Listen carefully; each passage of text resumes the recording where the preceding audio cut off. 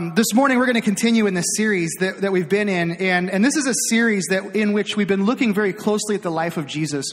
Really what we've been doing is trying to dispel some myths around who Jesus is, around Christianity. At the same time, I think we're also confronting some of the misconceptions that people have about Christians. Some of those misconceptions are ones that were well-deserved, which we're going to see today. Some of those are misconceptions that maybe aren't deserved. But the point is that as we've looked at the life of Jesus over the last couple of months in the book of Matthew, what we've been seeing is that what Jesus is about and what Jesus was describing is far more than what we ever imagined as Western Christians living in America today. And it's fascinating to see how much Jesus simultaneously, as he was presenting this new way of living with God, was also very concerned about our reputation. Kind of an interesting theme that comes up. Jesus seems to really care about our reputation. And I find myself kind of aligning with the heart of Jesus on this one. I really care about our reputation. I'm not just speaking of Summit. That actually gets me excited when I think about things like this last week. That's an exciting thing, and I love that. But when I talk about our reputation, what I'm describing is our reputation as Christians. I care deeply about the reputation that Christians have, that Christ followers have in the world today.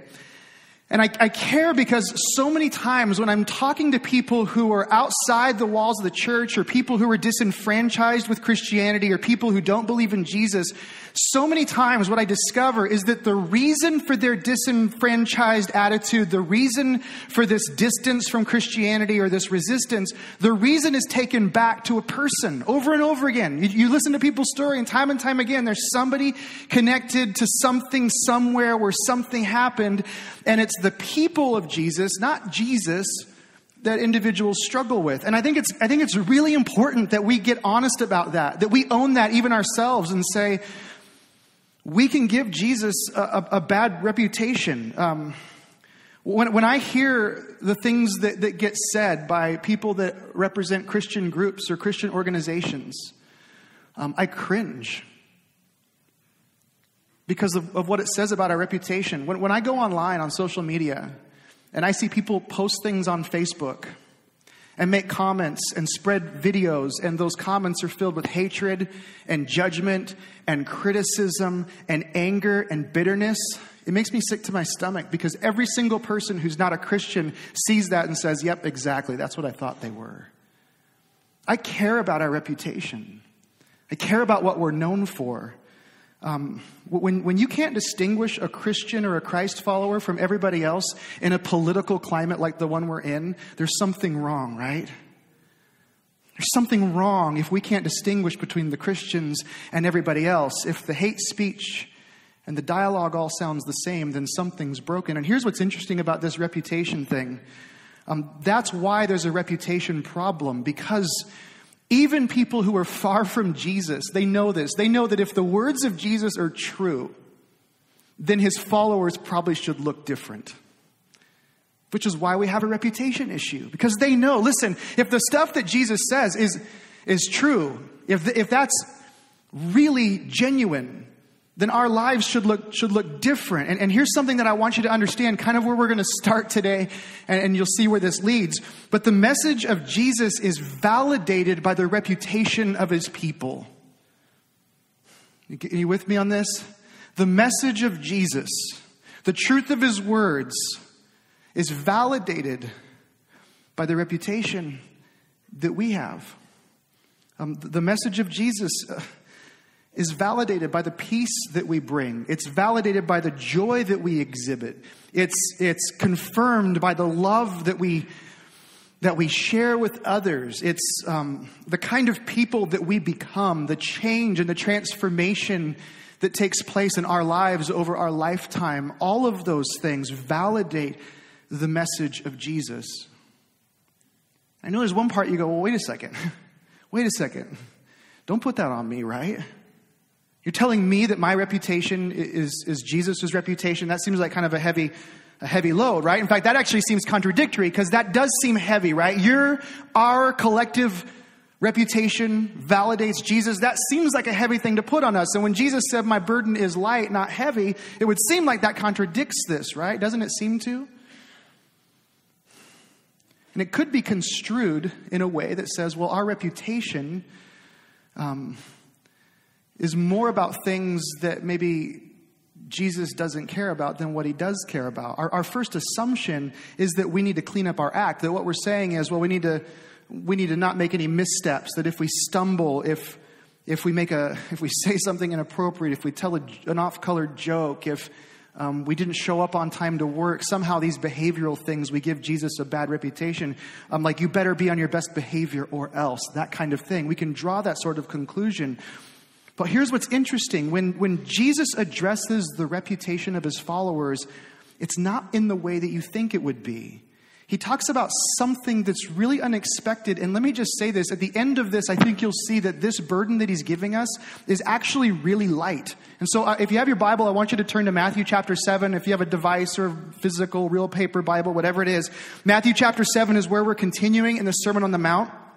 And I just want to begin today by reading this because I want you to just catch it all together. It's really kind of an interesting thing. Jesus is preaching. There's a group of people that have gathered around him to hear about these words of life that he's offering. And then he says this, "Judge not that you be not judged. For the judgment you pronounce, you will be judged. And with the measure you use it will be measured to you. Why do you see the speck that's in your brother's eye, but do not notice the log that's in your own eye? Or how can you say to your brother, let me take the speck out of your eye when there's a log in your own eye? You hypocrite. First, take the log out of your own eye, and then you'll see clearly to take the speck out of your brother's eye.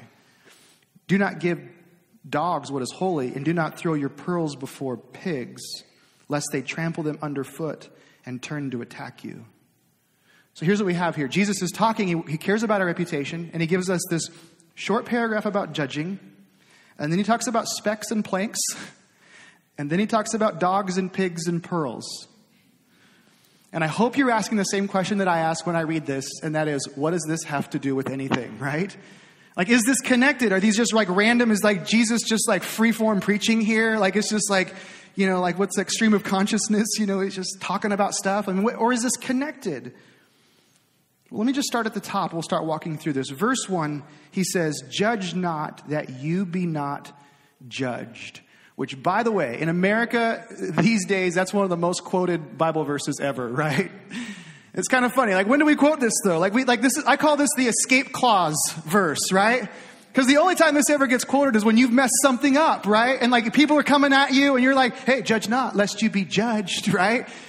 Is that what Jesus was giving us? Jesus was like, "Hey, I want to give you something that will allow you to never be held accountable for anything in your life," right? Just keep everybody at arm's length by making them be afraid that they're going to be judged by others, right? Is that what Jesus is saying? Judge not, lest you be judged. Don't make a judgment. Don't say anything bad about me because I'm my own person. You're your own person. Like in our individualistic society, this hyper-individualism that we live with today, this is a pretty significant way of thinking. But is that what Jesus was doing? Remember, he's talking to his followers about a reputation thing. But what Jesus is addressing here is actually a human being thing. And what he's saying is this. He's saying, I don't want my followers participating in this very common human behavior. This thing called judging. He's saying, listen, people judge. It's not just religious people. People judge. I think there's this tendency to think, well, Jesus was just like looking into the future and knew what we were going to turn into as his followers. And so he spoke to this. No. Jesus is saying, listen, in the heart of every human being is this judgmental spirit, this way of judgment that comes out in all of these different areas of life. And he's saying, listen, I don't want you to be a part of this judging. Now, the real question has to be then, well, what is Jesus saying when he talks about judging? What does that actually mean to not judge somebody? What's he describing there? Because there's a lot of confusion, right? Because then you could just say, well, I guess everybody, let's just celebrate anarchy because nobody can be wrong about anything if you can't judge, right? So what is Jesus actually saying? Well, here's what's fascinating. The word that Jesus uses is translated from the original language as this word. It's the word krino.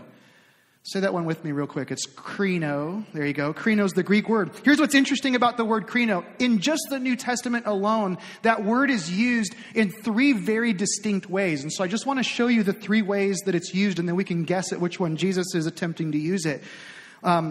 Here they are. The first one is found in Titus chapter 3, verse 12. This is the first one I'll show you. Titus chapter 3, Titus is a book written by Paul to another individual, and he's just like closing up a letter, and he says this. He says, when I send Artemis or Tychicus to you, do your best to come to me at Nicopolis, for I have decided to spend the winter there. In other words, he krenoed to spend the winter there. So kreno, this word kreno means to decide. It's used in this context to decide or to distinguish or to discern something, to resolve something. So basically he would say this is to make a decision about something. So is Jesus saying, I don't want you to make a decision? Well, no, because you'd have to make a decision not to make a decision, which would mean you were making a decision. You see where that goes? Some of you will get that a little later, right? Right? No, he's not saying you can't make decisions. That's a contradiction. So he's obviously not saying that. So let's look at John chapter 18, verse 31. John chapter 18, Jesus is on trial before Pilate. And this is what Pilate says. Pilate said to them, take him yourselves and judge him, kreno him by your own law. And the Jews said to him, it is not lawful for us to put anyone to death. Pilate said, kreno him according to your own law. In this situation, he's referring to a court of law. He's referring to standards and norms. He's talking about cultural codes, and he's saying to measure somebody against those sort of codes. He's saying, you want to kreno him? Well, kreno him according to your laws. Compare him to your laws. That's what you're doing here. And so this second reference is referring to a courtroom setting and to judge something in that courtroom justice sort of way. And so is Jesus saying to us, well, I want to do away with justice? That would completely contradict the whole work and ministry of Jesus, right? So the third use, look at this one. 1 Corinthians chapter 4, verse 4 and 5. He says, for I am not aware of anything against myself. This is Paul writing, but I am not thereby acquitted, for it is the Lord who judges me, the Lord who krenos me. Therefore, do not pronounce judgment, kreno, before the Lord comes, who will bring light to the things now hidden in darkness and will disclose the purposes of the heart. Then each will receive his commendation from God. So Paul says to kreno nothing before its time. Don't kreno, don't judge anything before its time. And this third use that he has here, there's two distinctions. Kreno is something that God does, and then kreno involves exposing the darkness or the motives of a person's heart. Saying this is who that person is. It's making a final judgment on them. And now go back to Matthew chapter 7. Which of these three is Jesus speaking of? The third one, right? He's speaking of the way that we have this tendency to evaluate and critique and draw conclusions about other people. To say it one way, to judge is to raise yourself up by lowering another person. It's this evaluation and decision that raises you and pushes them down. Maybe you could say it this way. To judge is to confuse action with essence. To judge is to confuse a person's actions or activities with their identity and who they are. See, when we judge in this kreno kind of way that Jesus is talking about, he's saying, listen, when you judge this way, you're making statements, conclusions about who a person is because of something that they've done or something that they've said or a belief that they're holding at a particular time. They did this. They performed this way. They went and said these words, whatever it is. And we make these judgments about people. We draw a conclusion about them. And so rather than a person like doing something that was either stupid or foolish and us saying, well, that was really dumb, but I know that's not who you are. We see them do something or say something or believe something, and we say, I cannot believe the kind of person that you are. I can't believe who you've become. Or we turn them into a villain and we say everything about you is opposed to me. That's what Jesus is talking about. He's saying we take minor moments. We take times when they've messed up. We take differences that they may have, and we use those things to draw conclusions about the essence of who they are. And in doing that, we dismiss them. Some of you have experienced this on the other side, haven't you? When you think about it from your perspective, it's a lot easier to understand. Because if you're like me, you've probably done something stupid. For me, that I don't have to go further than like the last 3 days, right? So we've all done something stupid. Have you ever done something really dumb? Like you go, man, like something where you think, I would never do that again. Like if I was in the same circumstance, I would never make that same decision. Like you journaled about it, you wrote it down, maybe you like got a tattoo for it, whatever. Like like if I was in that same situation, I would never do that again. And here's what happened. Whenever you've done that, and those of you know exactly what I'm talking about, whatever decision it was, whatever thing, you look back and go, that was really foolish. When you look back on that moment, one of the first things you think of to yourself is, why did I do that? That isn't who I am. Ever thought that thing? Right? That isn't who I am. Isn't it amazing how easily we can say that about ourselves, but we struggle with saying that about others? Like we look at ourselves and we extend this grace and we go, why did I do that? That was foolish. That isn't who I am. I would never do that again, even though we do. But then we look at others and we go, I can't believe you did that. What kind of person are you? Some of you know what it was like to have individuals in your life when you made that decision. And it might have been a really wrong decision. It might have been a really bad thing. You might have done something that was really not appropriate. You might have done something that was illegal. But you knew it wasn't you, and yet at the same time, was there somebody in your life that just laid on the guilt? Was there somebody who just seemed to extend judgment? Where this thing, whatever it was that you did, they made this about who you were. Like they were blinded by the behavior. They were blinded by the belief. They were blinded by whatever you did at that time, so much so that you became identified with that. And there was this sense, and those of you that have been there, you know this, there was this sense as they judged you, like they were shoving you down, and in the process, they were raising themselves up. Are you with me on this? That's what Jesus says we do. We move from actions to value statements about identity. And I want you to understand this about you, and I want you to understand this about the people that are in your life. I want you to know this about your kids, and I want you to know this about your parents, and I want you to know this about your coworkers, and I want you to know this about the people that have political views that are different than you, and people that have religious views that are different than you. I want to remind you of this, that people are not the sum of their actions. You aren't, and neither is anybody else. Jesus is challenging in this because we have a tendency to do this, because this is human nature. Our tendency, think about a mom or a dad when a kid does something wrong and somehow they take whatever that child does personally. What's going on there? Well, they take it so personally because their child has become something because of a behavior. We have a tendency to do these sorts of things. We have a tendency to look at people who we don't know, who express a political view in a 30-second soundbite, and we make a judgment about who they are without ever even meeting them, because we believe that they're the sum of their actions. See, we have this tendency to do this, and Jesus says, no, I'm sorry. In this one case, I'm going to exclude you from this. Why? Why are we excluded from this? Because we don't understand how God loves and values everybody.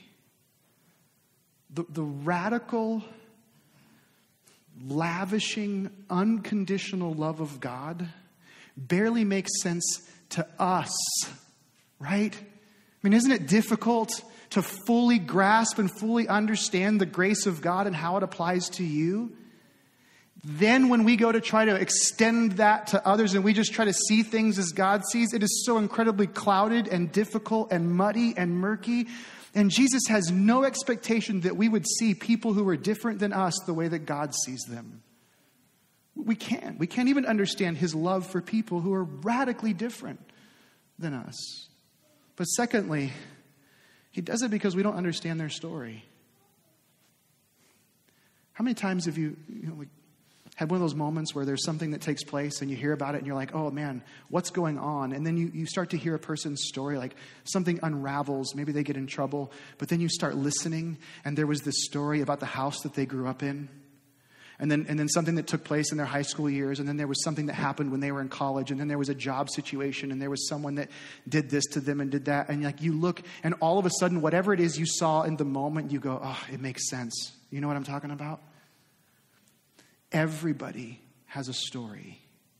Everyone has a story. And so seldom do we understand the nuances and the uniqueness of individual stories. I remember one day I was riding in the car with my daughter and we saw a young man walking down the street. And this young man I've known for a long time, and he tends to get in a little bit of trouble. And I was driving in the car and I looked at my daughter and I said, you know, he's actually a good kid. And she kind of chuckled because he usually gets in trouble. And she said, what do you mean? And I said, well, I have this tendency to look at where he's starting, not where he is today. And where he's been and where he's come to is a whole lot further than a lot of people who had a big head start ahead of him. I think sometimes that's what God's asking us to understand, is that there's a story that's going on behind the scenes. And so he says, don't judge, don't make an assessment about them, because the story's still going. It's still happening. See, our attitude, the attitude that you and I have towards other people, the attitudes, the internal attitudes, is the climax of the Christian faith. That's the pinnacle. The attitude. And I think that's why when I see posts and I watch stuff on TV and I hear things that Christians say, that's why I get so upset, because our attitude reflects more about our faith than anything else. Our attitude, not just the way that we treat people, not just what we say to people, but our internal attitudes toward other human beings is the climax. And Jesus in this moment is making a massive statement regarding our attitudes towards those that are different than us. There is no one that we're justified in hating. Nobody. That is the way of Jesus. The way of Jesus says, you don't hate. If you're my people, you don't hate. There are no distinctions. Everyone is your neighbor. How many parables, how many stories, how many times did Jesus have to go on and on about this, saying, listen, I know that everybody else draws distinctions. I know that everybody else hates. I know that everybody else sends emails and does posts and writes blogs and gets on TV. But my people don't do this. It means we love people that we bump into, some people that rub us the wrong way. It means that people that actually upset us, people that disagree with us, we actually love them. Even when they're opposed to us, Jesus says, my people, there is something that's different. And even when they oppose you, you don't cast a judgment. You don't draw a conclusion about who they are. That is not your business. Jesus says, judge not, that you may not be judged, verse 1. And then in verse 2, he says, for with that judgment you pronounce, you will be judged. And with the measure you use it, it will be measured to you. And by the way, this is the closest that Jesus ever gets to karma.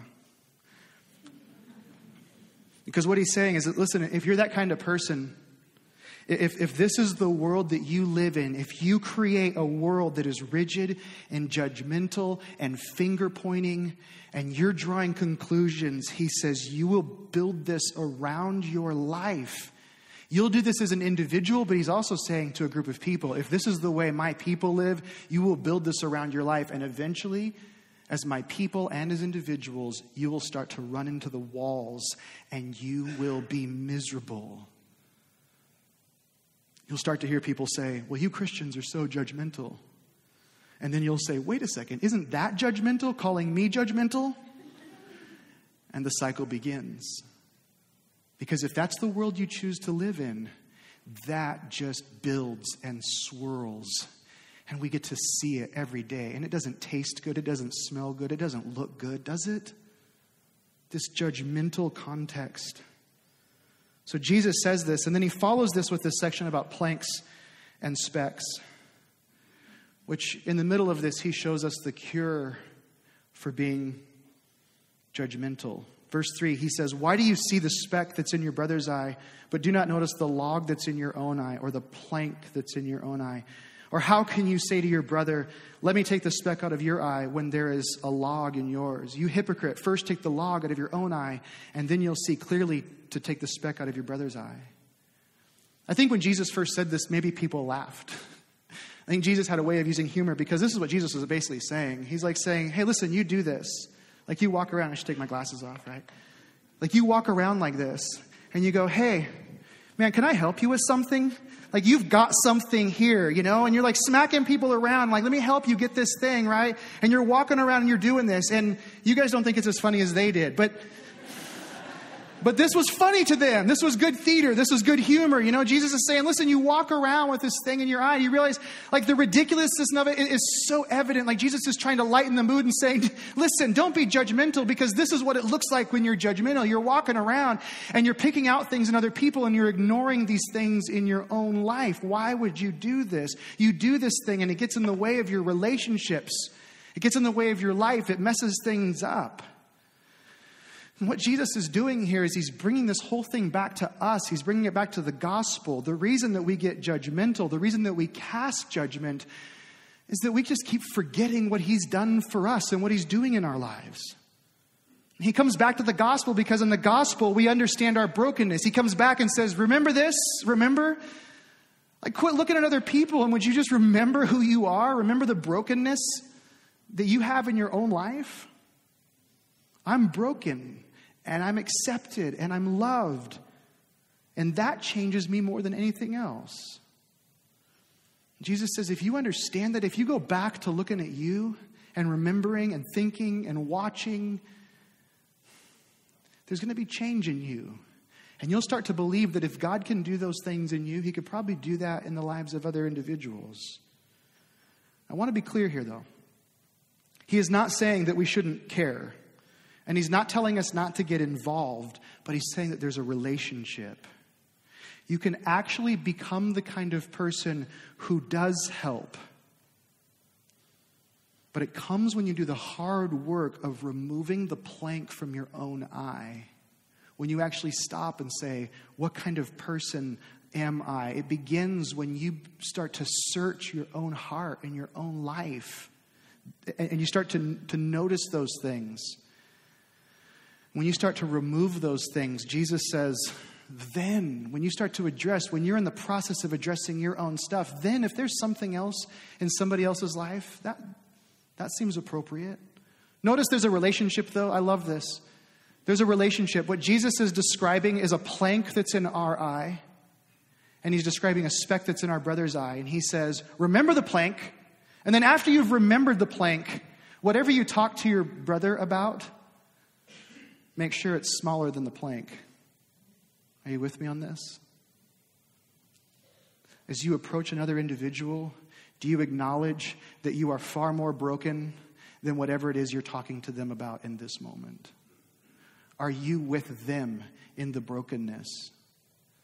There's a different relationship here. In fact, in this situation, we're not elevating ourselves and shoving them down. In this situation, we're elevating them and saying, listen, this is who I am. This is where I've been. This is what's been going on in my life before we take the speck out of their eye. You know, you can't make anybody do anything. By the way, I am yet to see anybody convinced of something that they disagreed with because of a Facebook post, or a billboard, or a debate.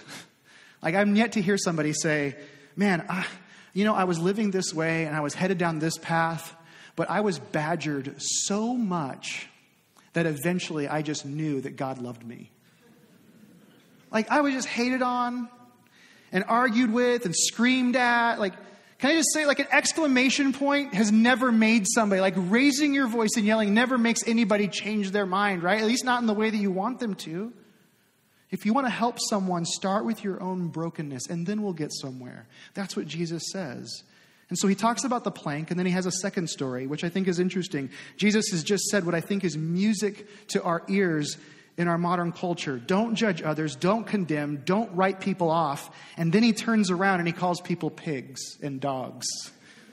Do not give the dogs what is holy, and do not throw your pearls before pigs, for lest they trample them underfoot and turn to attack you. Pearls before swine. I talked about this before, I think like a year and a half or so ago, and I brought my pig in again. Those of you that have been around Summit a while, you know about my pig that flies, because pigs do fly. And every time I read this story, like ever since I was like old enough to like read this story, I just always imagined this pig, and like, is this really that big of an issue? Throwing your pearls before swine. Was that much of a thing that like Jesus had to talk about that? Like, is that a common practice? Were people walking around in Jesus' day just like throwing pearls before swine? He's saying, stop it. That's a ridiculous practice, throwing pearls before swine, right? Is that what he's doing? I think it's good for us to know that wasn't something that happened every day. Jesus is just drawing a point. Again, he's using some theater. He's being funnier than I am maybe to them in that moment. But he's saying, listen, the pearl is a good thing. I want you to catch this.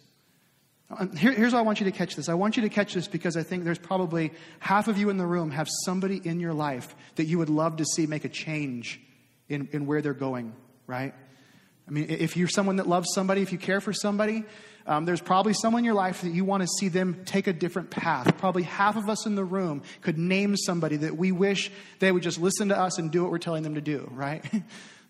Most of those are our kids, but listen to this. Listen to what Jesus is saying. That pearl is a good thing. That pearl's a good thing. But a pig or a dog has no use for a pearl. And Jesus isn't insulting people by calling them pigs and dogs.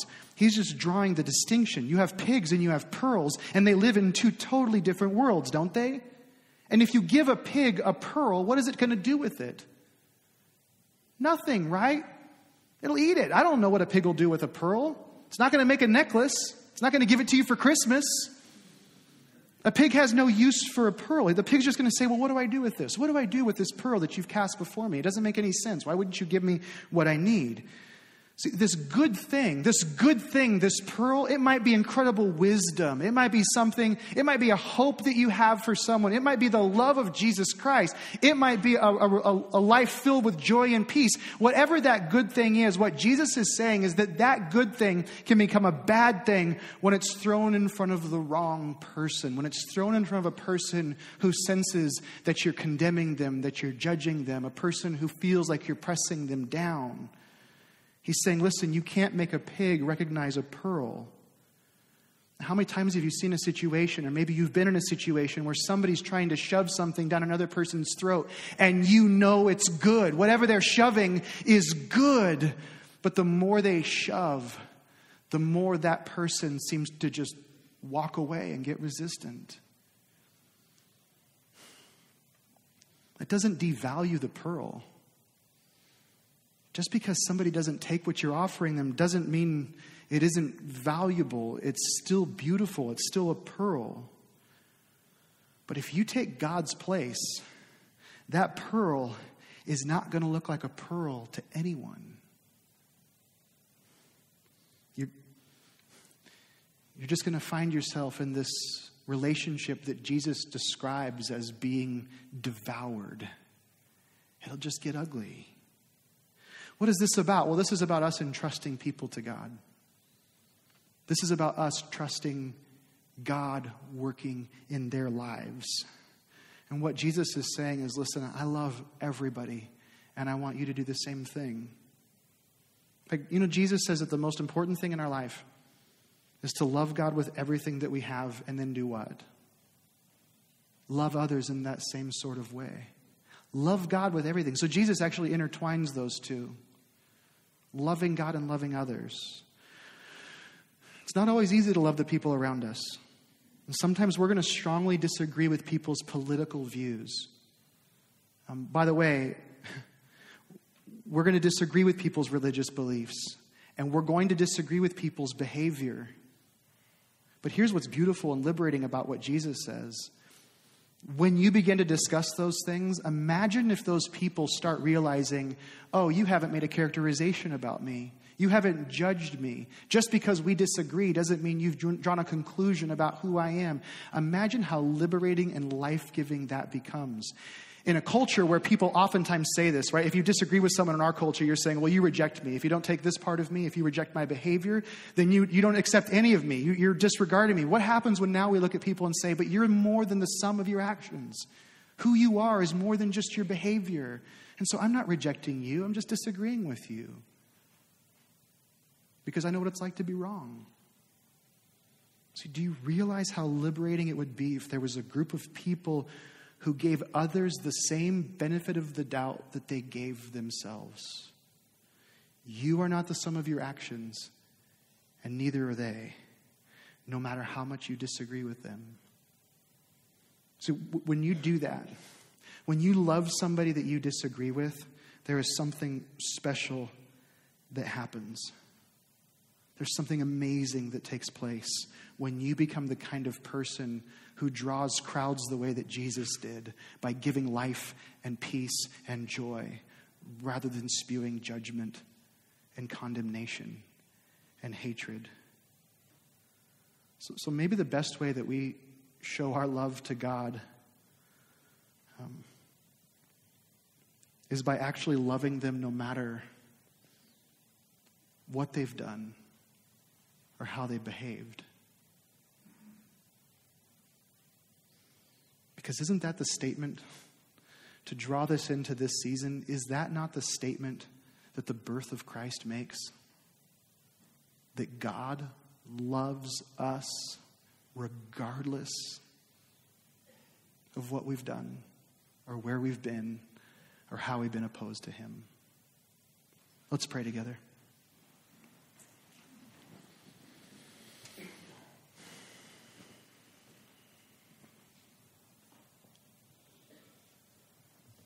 Jesus, I don't question the radical nature of your message.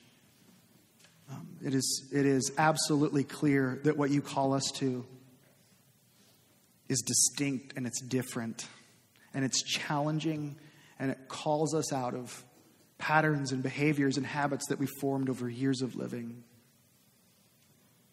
But Lord, you know that not only does this make us the kind of people who give you a great reputation, but this also is a burden that is so light. For us to be relieved of the responsibility to judge the heart, the motives of another person, to us be relieved of the urge to draw conclusions and make decisions about who people are. Lord, that is a burden that is light. And it's a burden that allows us to love the way that you've called us to love. Lord, I pray that we would be people that walk in that. In your name I pray. Amen.